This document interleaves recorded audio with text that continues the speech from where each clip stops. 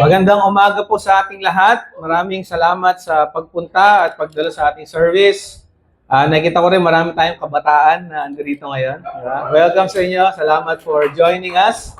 You know, it's good to see both mga Jurassic at saka mga young, di ba, na nagwo-worship kay God. Yan talaga ang gusto ni God, you know, for us to worship.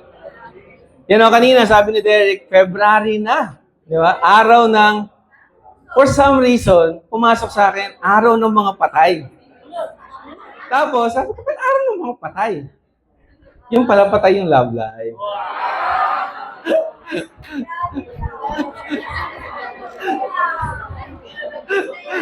Yung iba ngayon lang nagsisingkin, eh. No? You know, but regardless, di ba? This month is a special month. Kasi this is also a month where I will celebrate my 46th birthday.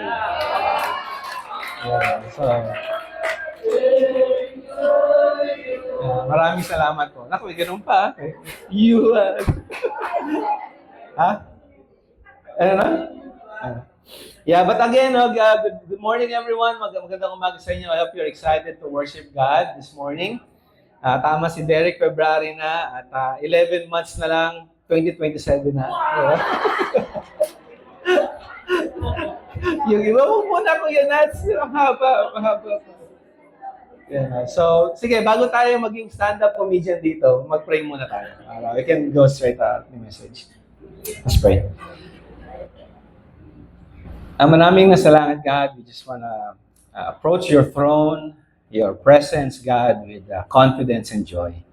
Salamat, God, for how you help us, God. Paano mo tinutulungan, God, na makausad sa bawat araw, sa bawat umaga ng buhay namin, God. Kung paano kayong gumagabay at dinedirect yung aming mga direksyon sa bawat araw. Thank you for loving us, God. Today, as we talk about a new series about our faith, about Jesus, about His teachings, God, I pray na tulungan mong maintindihan namin ito, maisapuso. Hindi lang siya maiwan bilang idea, kung hindi may apply namin siya sa buhay namin, God, so that we can celebrate and experience yung revolutionary life na meron kami bilang mga taga-sunod mo, God. And for our friends and families who are visiting ngayong umaga, God, that they too will have a taste of who you are and find you and be excited, God, to have a relationship with you.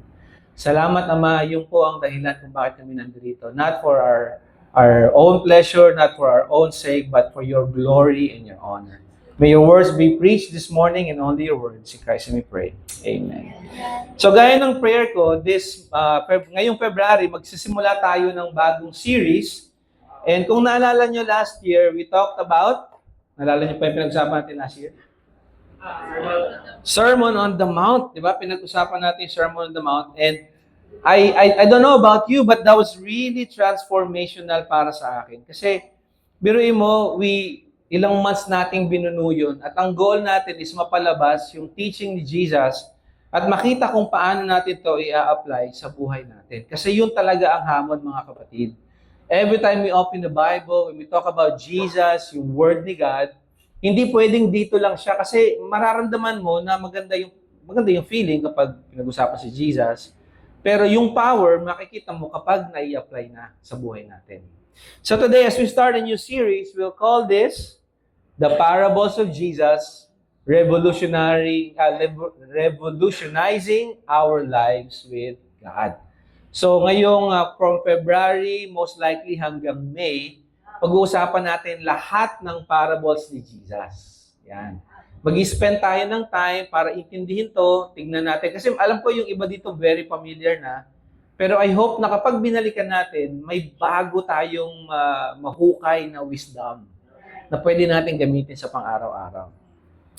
Ang ating series ay base sa libro ni Dallas Willard. Isa po sa mga favorite authors ko si Dallas Willard. Wala na po siya ngayon. I think he passed away many years ago. But for the many years ng buhay niya, he devoted it to teaching. Isa siyang professor, isa siyang author. And the book that I read, ay nabasa ko last year, natapos ko early this year, was The Scandal of the Kingdom. The Scandal of the Kingdom. So yung series natin is based on his book.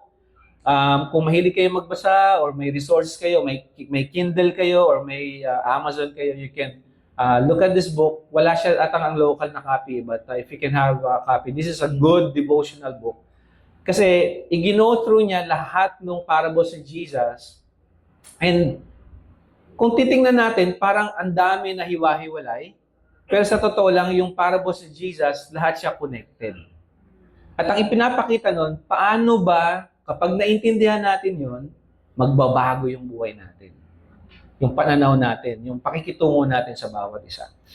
So, bakit scandal? Di ba? Parang ngayon, pag narinig mo word na scandal, kung ano naisip mo, di ba? May, flood control, di ba? Minsan sa relationship, mga scandal and all those things. But today, we'll talk about bakit scandal of the kingdom yung book. Kasi si Jesus, when He taught sa mga tao, hindi siya gumamit ng matatalinghagang salita or mga malalalim na ideas. Actually, gumamit siya ng mga simpleng kwento na base sa pang-araw-araw. Yung parable of the seed. Siyempre, yung mga nagtatanim doon, pamilyar sila kung anong ibig sabihin nun. Di ba? Yung mga nag-aani, yung pag-harvest, naintindihan ng mga nag-harvest, ito yung pinag-usapan namin.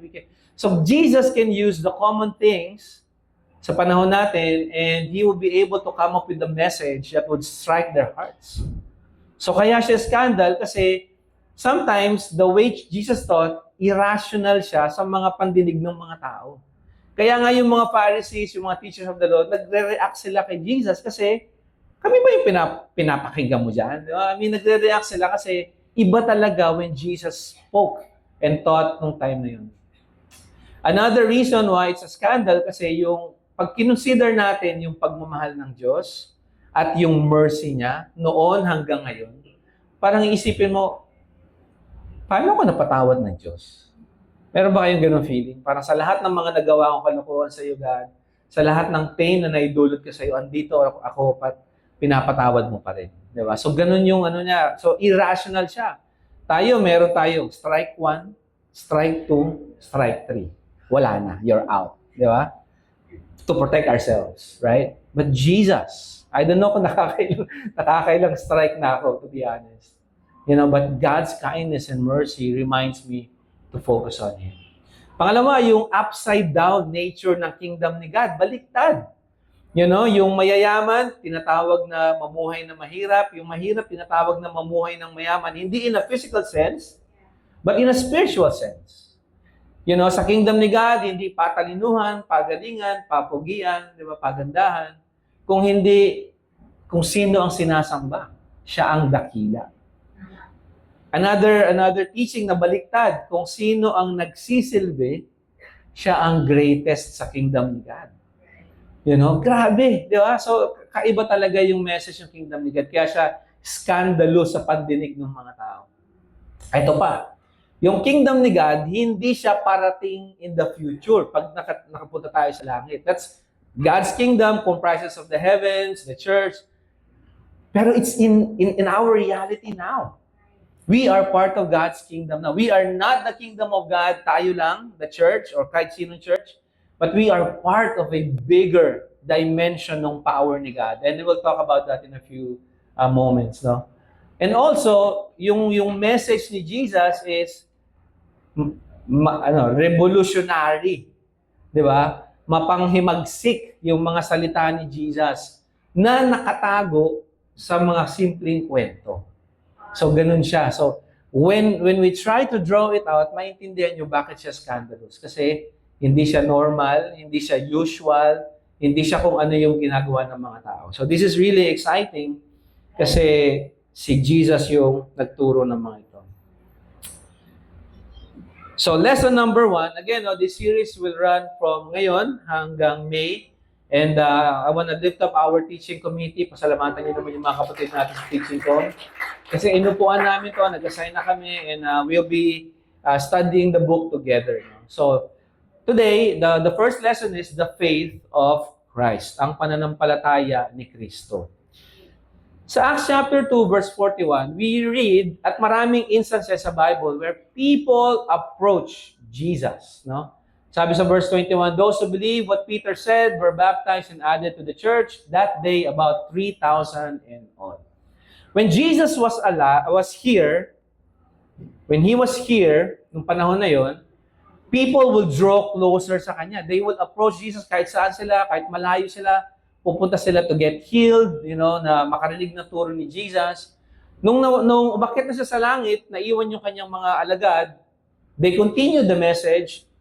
And when you read the book of Acts, mamamangha ka. 3,000, maraming mga tao following Jesus. But have you considered yung panahon natin ngayon? How many people are going to church? How many people are coming to church? Even from our own ministry, how many of us are absent? Jesus, when He was here, actually, tinataboy niya yung mga tao. Huwag niyong sabihin kung sino ako, huwag niyo akong ituro, di ba? Nalala niyo yun sa mga sinasabi niya, may pinagaling siya, huwag mong sasabihin, pumunta ka doon sa priest, gawin mo yung dapat mong gawin, pero huwag mong sabihin na gano'n. But people, they can't just help speak about Jesus. Kasi iba talaga siya. In Jesus' time, also when the church started, people came following Jesus and they were baptized.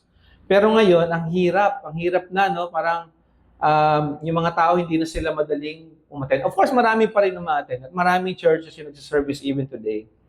Sabi ni Dallas Willard, what changed? Anong nagbago? Sabi niya, what happened sa panahon natin ngayon is we talk about the message about Christ and not the message of Christ. Masarap pag-usapan kung sino si Jesus, anong ginawa niya, pero maraming tao naiiwan lang sa information about Jesus. Hindi talaga nadudraw at naipalalabas yung mensahe na itinuturo niya. For Dallas Willard, people have stopped preaching and teaching the message of Christ. Kung ano yung tinuturo niya, we stop teaching those things. Instead, we talk about how good He is, how loving He is. Lahat yun will feel good. Pero kung hindi mismo yung turo niya, yung pinakikinggan at pinag-aaralan natin, may iwan lang siya sa head, sa heart, pero wala sa action.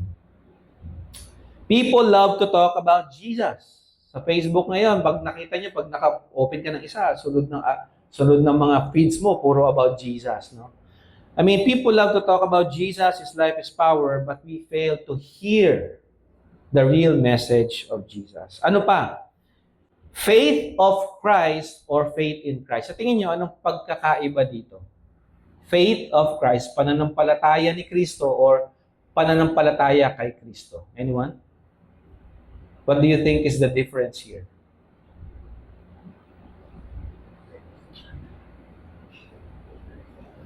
Lahat. Bagsak kayo lahat. Joke lang. Sige, Derek. The faith of Christ depends on the subject matter is Christ. The faith in Christ, subject matter is who. Okay. Pwede? Okay, pwede. Sige. Any other thoughts? Yeah, pwede Dennis. Hindi, pwede. Mismo si Christ. Okay. Pananampalataya. Okay. Faith in Christ. Ako, pananampalataya. Alam ko ni Kristo. Okay, yung pananampalataya ko kay Kristo at yung pananampalataya ni Kristo mismo. Nakuha niya? Sige. So, himay-himayin natin. Pag-usapan muna natin yung faith in Christ.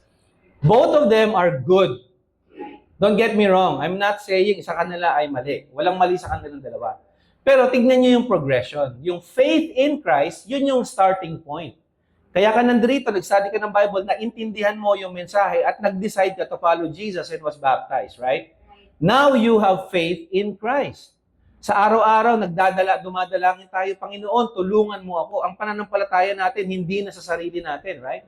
Tumatawag tayo kay God. We believe Jesus is Lord and Savior, right? We trust in Him for salvation. Naniniwala tayo sa Kanya na maliligtas tayo. Pero, hindi dapat yun yung end point. Kasi, kung 30 years na tayo in the faith, at ang pananampalataya lang natin ay na kay Kristo at hindi nag-grow, mahihirapan tayo. So ano ngayon yung faith of Christ and why is that important? So again, walang mali sa kanila. Faith in Christ, starting point. Right? Pero hindi pwedeng maiwan doon. Anong ibig kong sabihin? We need to develop or have the faith of Christ. yung mismong pananampalataya ni Jesus, yun ang kailangan nating matutunan. Doon tayo mag-progress. Hindi tayo pwedeng maiwan sa starting point ng isang karera. Hindi ka uusad doon pag nakatayo ka lang doon.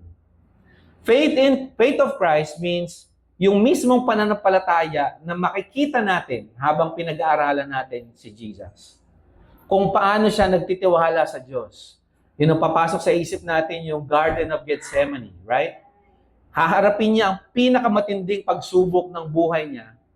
Hindi siya natulog lang, di ba? Gumawa lang ng ano, in-enjoy lang niya yung sarili niya, nag-relax lang siya. Ang ginawa niya, tumawag siya sa Diyos. Ganon yung pananampalataya na meron si Jesus. What else? Yung faith of Christ is, ito yung klase ng pananampalataya niya na nagbigay ng lakas sa kanya para mamuhay kung paano siya namuhay. So, ganun din tayo mga kapatid. Hindi pwedeng maiwan lang sa naniniwala ako sa Diyos.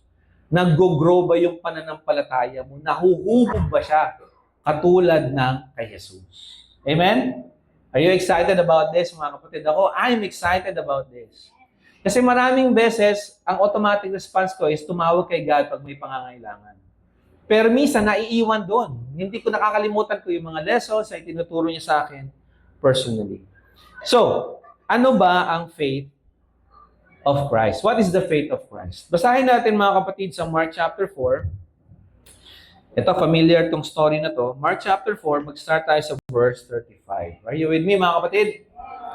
Sige. Awesome. Verse 35, sabi rito, that day, when evening came, so ito yung galing sila sa feeding, no, maraming miracles na ginawa si Jesus sa teaching. He said to his disciples, let us go over to the other side. So tawid tayo doon. Leaving the crowd behind, they took him along just as he was in the boat. There were also other boats with him.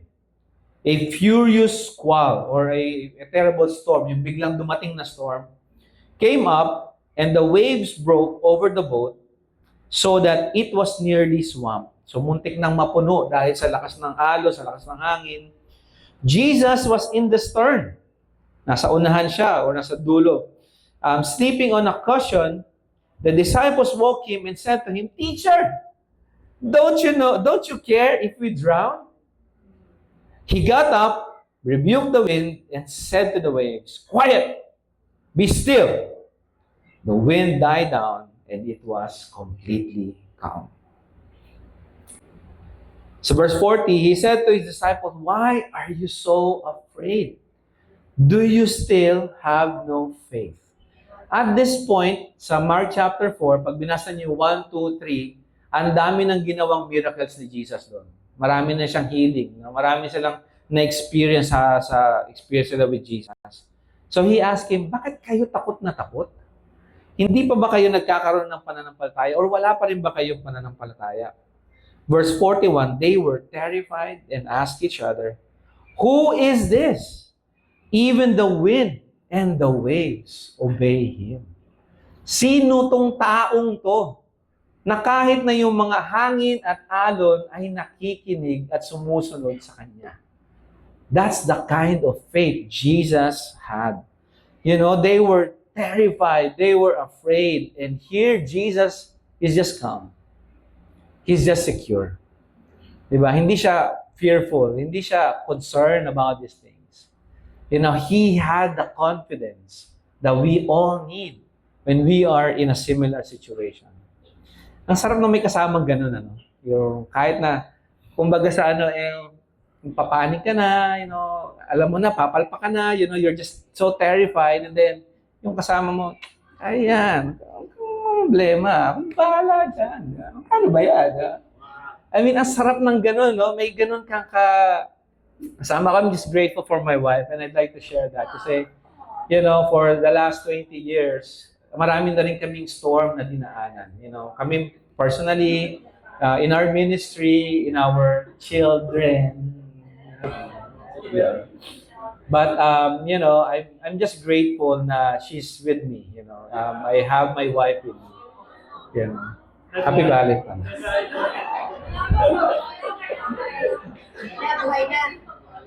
So, going back, no, I mean, it's good na makita natin kasi ganun yung klase ng pananampalataya ni Jesus. Hindi nakaano sa sitwasyon, sa pagkakataon, kung hindi kay God. So, pakinggan natin kung ano yung sinasabi ni Jesus. No? Si Jesus, so dito i-highlight natin yung difference ng faith in Christ and faith of Christ. Si Jesus natutulog sa gitna ng bagyo. Di ba? Ang sarap pa yung matulog kahit na may bagyo sa paligid mo, di ba? Jesus showed us the kind of faith na meron siya. Mismong yung hangin, yung alon, pinagalitan niya. Tumigil kayo! Pumirmi kayo, di ba? Umayos kayo, di ba? I mean, He has full control over nature. Tapos, of course, yung disciples, nagpakita sila ng faith kay Jesus, right? Yung sinabi nila, Jesus, hindi ka ba concerned na baka malunod tayo dito? It's like one way of saying, Jesus, tulungan mo naman kami. Nagpapanik na kami dito, ikaw natutulog ka pa dyan. Di ba? I mean, that's how it is. They were calling in Jesus kasi alam nila Jesus can save them. They had faith in Him, but they did not have the faith of Christ. Yet, okay? They relied on Jesus to do something. Di ba ganun tayo minsan? Pag meron kang problema, may sitwasyon ka, Panginoon, tulungan mo naman kami, di ba? I mean, rightly so, right? Tama lang. Tumatawag tayo sa Diyos kasi alam natin, nagagabay na tutulungan niya tayo. Pero how many times sa relationship natin kay God, na pinaparamdam na niya, pinapakita na niya, binibigay na niya yung daan sa'yo, pero ikaw, nagpapanik ka pa rin. Interestingly, nung naglakad si Peter sa Sea of Galilee, nung tinawag siya ni Jesus, he was able to walk. Pero while he was walking, nagpanik siya. Natakot siya. Di ba? We need to develop the faith of Christ. Kasi hindi pwedeng maiwan lang tayo na faith in Christ. It's a good starting point, but that's not the end focus. We need to be transformed like Jesus. Amen? Next, the faith of Jesus shows us He relied on the power of God to calm the storm. Hindi lang dito at maraming pagkakataon, nung binuhay niya si Lazarus, ano yung prayer niya? Sabi niya, God, maraming salamat na pinakinggan mo ako. Di ba? Na narinig nila to para sa kanilang benefit. No? I mean, Jesus relied on the power of God. That's why He was able to do all these things. Kaya kaya niyang matulog kahit may bagyo. Di ba? He was also kind. Naging mabait din si Jesus in addressing yung fear ng mga disciples niya. Right? Some scholars think, yung sinabi niyang, "Oh, you of little faith," it's a rebuke. Pero sometimes, consider nyo rin na parang isang parents, di ba? Pag mga parents dito, makakarelate kayo dito. Di ba? May mga times yung anak natin, pressured sila, takot na takot sila, and then, di ba, they're expecting na pagagalitan natin sila, di ba? Nakahanda na kasi alam na nila yung dialogue natin, di ba? I mean, all these years, alam na nila eh. Pero I'm sure merong instance na you just felt compassionate. Hayaan mo na, okay lang yan. Sige, gawa natin ng paraan. Di ba? Jesus, He was calling them. Oh, you of little faith. At this point, dapat meron na kayong na-develop na faith sa akin. I have shown it already. No. It will take the full 3 years para ma-develop yung faith na yon. Pagdating ng Acts, doon na mag-bloom yung faith nila. No? Pero at this point, wala pa rin. Di ba? They had faith in Jesus, pero they still were not able to develop the faith of Christ. Kapatid, kaibigan, anong sitwasyon ng buhay mo ngayon? Kailangan mo ba ng pananampalataya ng katulad kay Kristo? Do you have personal storm ngayon that you need Jesus to calm down? Meron ka bang bagyo sa buhay mo na kailangan pakalmahin ng Diyos? It's no wonder kaya ka nandito para makinig ng mensahe. Because this is for you. This is for everyone. This is for all of us. Yung powerful message ni Jesus, ngayon, ang tanong, kaya ba natin? Can we really have the faith of Christ? Yung klase na kayang magpakalma ng kahit na anong bagyo. If we just feel good talking about Jesus and not obeying, denying ourselves and carrying the cross daily, talagang babagyuhin tayo. Talagang ma-overwhelm tayo sa mga bagyo natin. Kaya yung mensahe ni Jesus, actually, it's about the kingdom of God. And this is now present with His coming. Yung kingdom ni God na nandito will help us develop that conviction to keep growing. Yung powerful message of Jesus is also focused on the kingdom. Yung parating na kingdom or yung kingdom na nandoon na. Available to everyone. Sa Old Testament pa lang, pinag-uusapan na yon. Psalm 145:13. Yung reign ni God sa kanila, it was a physical covenant. So He was a king. Pag may kingdom, merong king, right? Merong ruler. Much more, kapag dumating si Jesus, lalo natin makikita yung glory ng kingdom ni God in full view. Ngayon, nararamdaman pa lang natin sa personal na buhay mo kung paano ka nagbago, kung paano nag-transform yung buhay mo, sa relationship natin sa church, sa joy and peace na meron tayo, nararamdaman na natin siya, right? Kasi hinahayaan natin si God na mag-rule over us.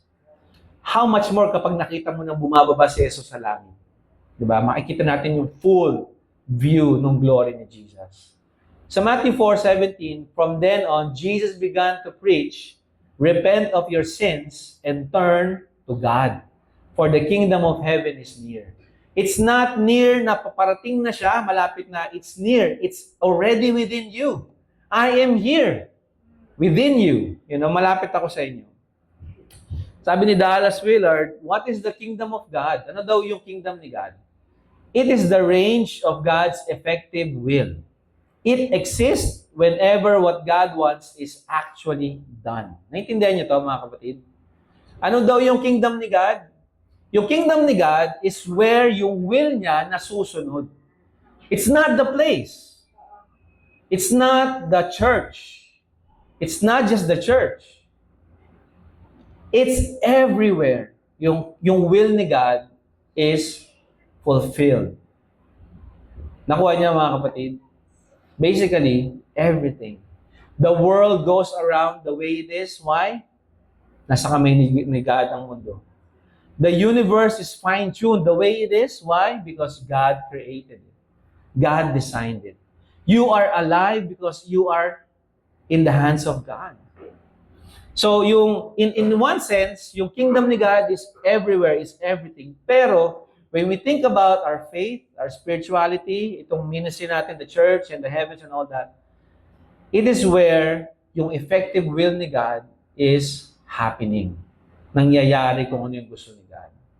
So what if we, in this church, we are not doing God's will? Di ba? Anong klaseng miyembro tayo ng kingdom ni God kung hindi natin ginagawa yung kagustuhan ni God?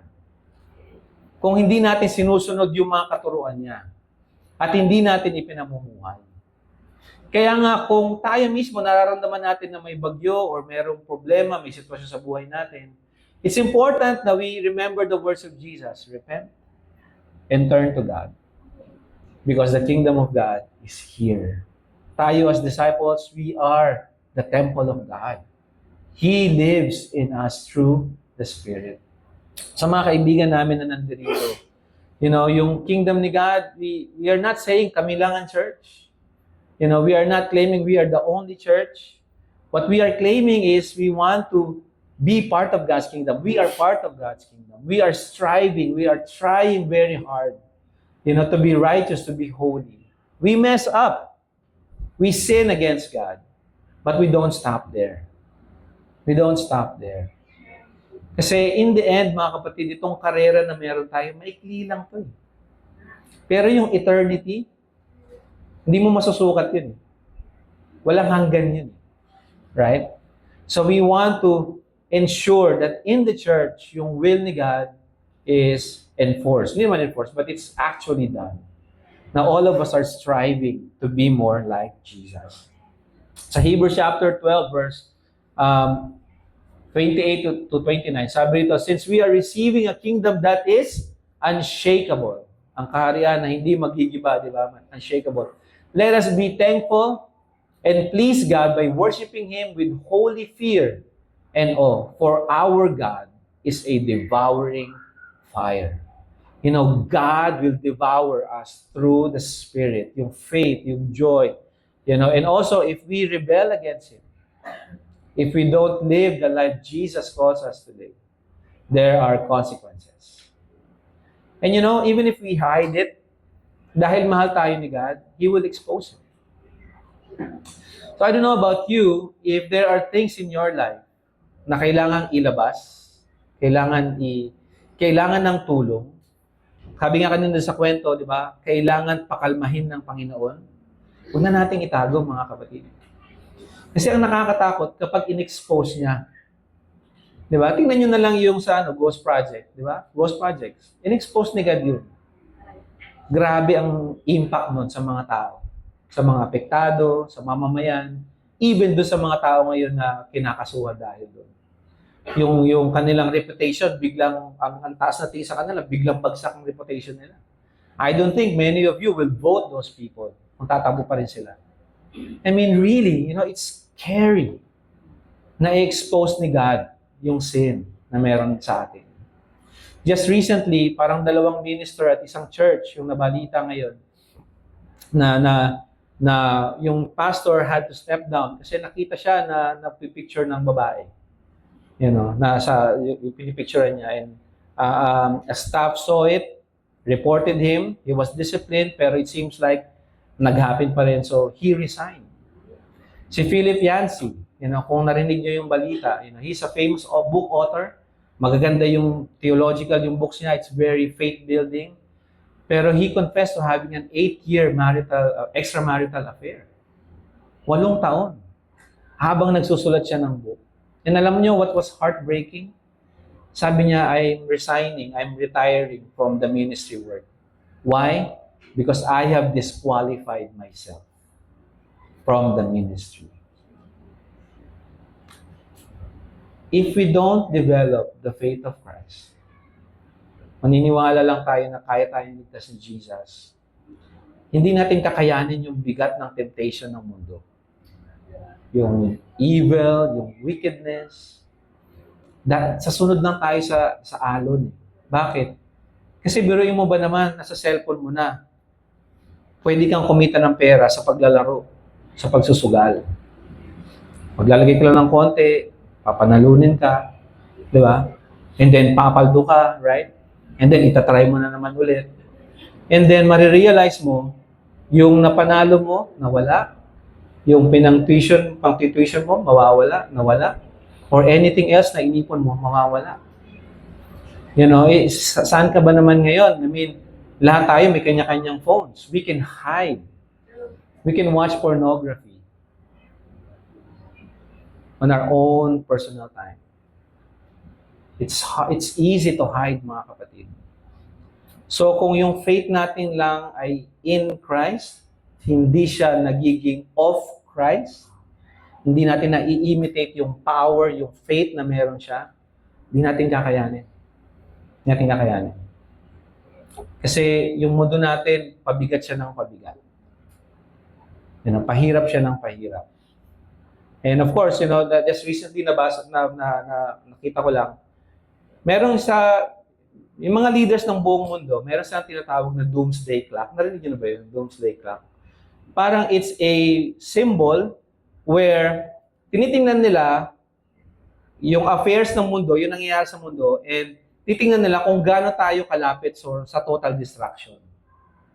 And alam nyo ba, parang ilang 80 plus seconds na lang before midnight yung kanilang basis.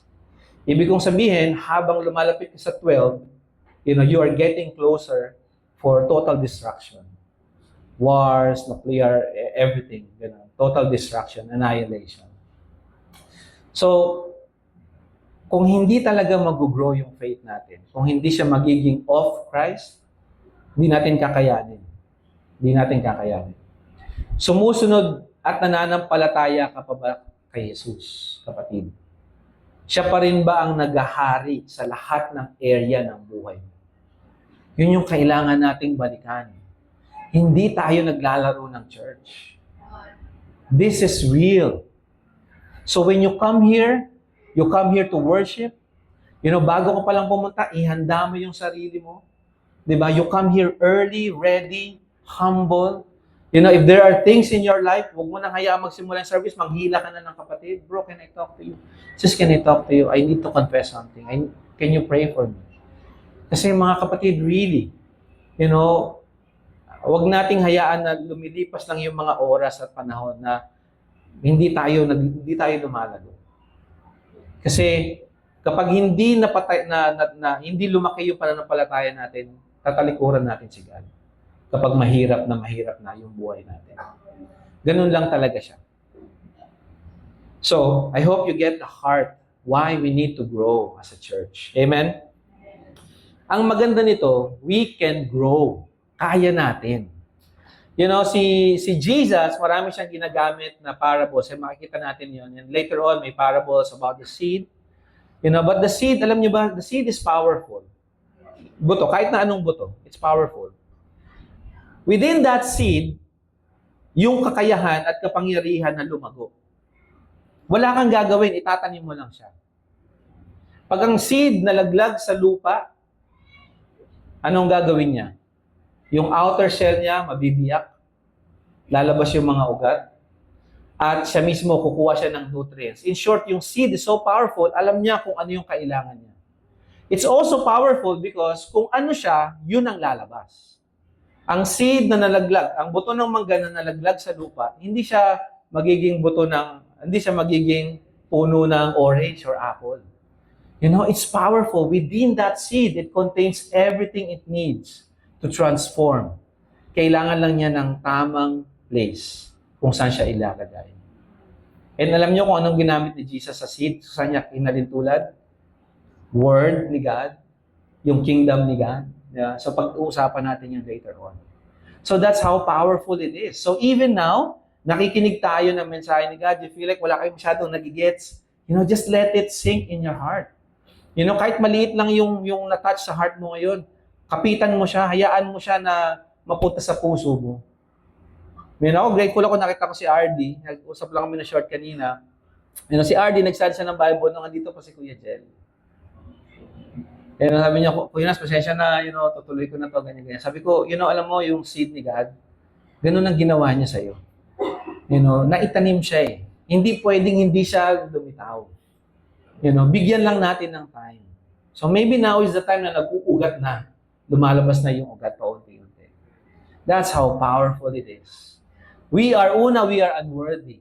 Hindi naman tayo karapat-dapat. Sino bang sobrang bait sa atin na, pag tinawag tayo talaga, talagang karapat-dapat siya. Diba?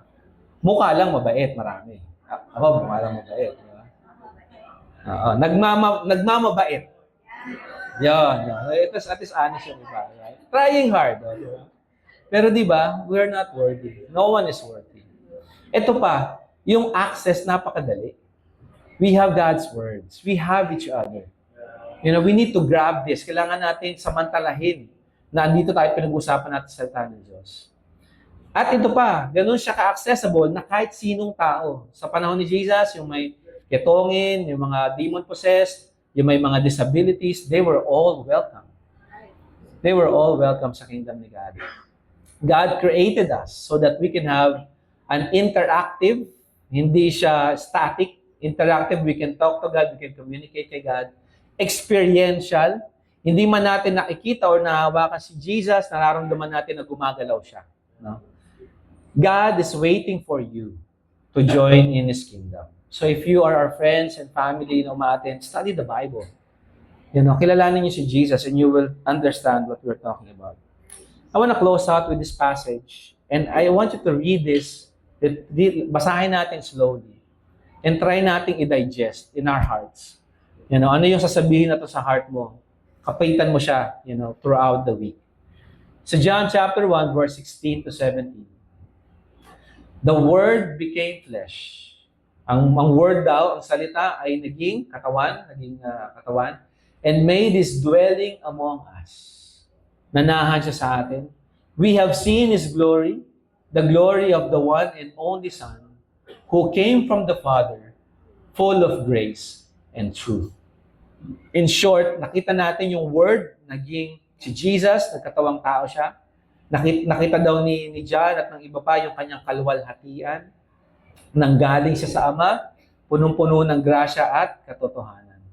John testified concerning him. He cried out saying, "This is the one I spoke about when I said, 'He who comes after me has surpassed me because he was before me.'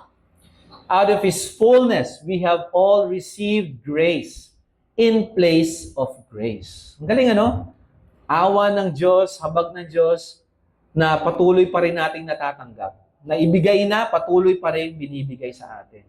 For the law was given through Moses, grace and truth came through Jesus Christ. I hope this excites you. You know, that you are excited to learn this. You know, I want you to be here. You know, hanggang sa matapos natin to, hanggang sa mapag-usapan natin lahat ng parables ni Jesus. Kasi really, you know, it will help us develop the same faith. You know, kahit paunti-unti. Right? Yun naman ang goal natin. Kahit paunti-unti. This morning, we started the series on the parables of Jesus, revolutionizing our lives with God. And pinag-usapan natin yung faith of Christ, the faith of Christ. So, I want to leave this question with you. What do you want to do?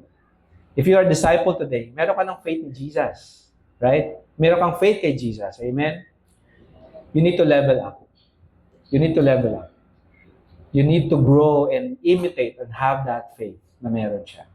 Sa mga kaibigan namin na umaattend dito, do you want to have faith in Christ? Gusto niyo bang magkaroon ng pananampalataya kay Kristo at hindi lang sa sarili niyo at sa mga tao sa paligid niyo? Study the Bible. Yun yung starting point. You know, having that faith, doon ka lalago kasi makikilala mo siya. And yun lang mga kapatid, I hope that strengthen and encourage us. Humayo tayo ng payapa at gamitin natin yung mga tinuro ni Jesus sa atin today as we live another week, and we will see you next week. Let's go to God in prayer. And let's honor Him. Let's pray. Ama naming nasa langit, salamat po God sa pakikipag-usap sa amin, God. Salamat na sa inyong salita at pinakita nyo sa amin na oo nga, no, minsan kontento na kami na tumatawag sa iyo. And tama lang yun, God. We need to rely on you. We need to depend on you because that's faith. It's trusting you na kaya mong gawin ang mga imposible sa buhay namin.